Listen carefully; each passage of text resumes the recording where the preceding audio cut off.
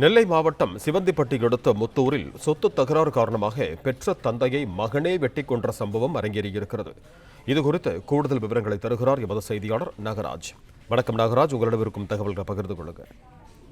இது மிகவும் மோசமான ஒரு துரதிருஷ்டவசமான ஒரு சம்பவம் நடந்திருக்கிறது. அது நெல்லை மாவட்டம் சிவந்திப்பட்டி, பாளையங்கோட்டை தாலுகா தான். ஆனால் சிவந்திப்பட்டி அருகே இருக்கக்கூடிய ஒரு முத்தூர் கிராமம்.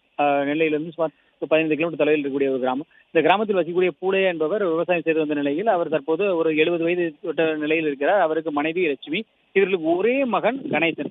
இந்த ஒரே மகனான கணேசன் தான் சொத்து தகராறில் தந்தையை வெட்டி கொண்டிருக்கிறார். எதற்காக என்று குடும்பத்தில் அந்த உள்ள இருக்கக்கூடிய உறவினர்களிடம் விசாரிக்கும் பொழுது தெரிய வந்த தகவல் என்னவென்றால், இந்த தந்தையான கணேசன் கொலை செய்த அந்த தந்தை, அவரது தந்தையான பூலையாவிற்கு அவரது அப்பா கொம்பையா என்பவரிடத்து சொத்து என்பது விற்க வேண்டிய சூழல் வந்து அது விற்றிருக்கிறார். அந்த விற்ற சொத்து விவரம் வந்து சுமார் 1,40,00,000 வரைக்கும் வந்திருக்கிறது. அதனை தன் உடன் பிறந்த சகோதரிகளுக்கும் பிரித்து கொடுத்து விட்டு தன் மகனுக்கு, அதாவது மகனுக்கு கணேசனுக்கு, அது சரியாக வேலைக்கெல்லாம் சென்று வராமல் இருந்திருக்கிறார் கணேசன், அவருக்கும் சொத்தில் பங்கு கொடுக்க வேண்டும் என்று தன்னுடைய பங்களிப்பிலும் சேர்த்து 50,00,000 ரூபாயை கொடுத்திருக்கிறார். சமீபத்தில் தான் இது நடந்திருக்கிறது. ஆனால் 50,00,000 வாங்கிய கணேசன் தனது மகளுக்கு தங்கமாக நகைகளாக வாங்கிவிட்டார். ஆனாலும் தனது வீட்டை இடித்து கட்ட வேண்டும், மேலும் ஒரு 10 லட்சம் வேண்டும் என்று தந்தையிடம் கேட்டு வந்துள்ளார். இது கடந்த சில நாட்களாக தகராறு இருந்து வந்திருக்கிறது.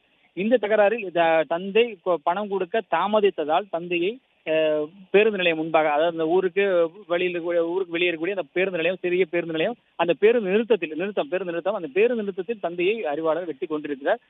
காவல்துறை, அதாவது சிவந்திப்பட்டி காவல்துறையினர் அவர் கணேசனை கைது செய்து தற்போது விசாரணை நடத்தி வருகிறார்கள்.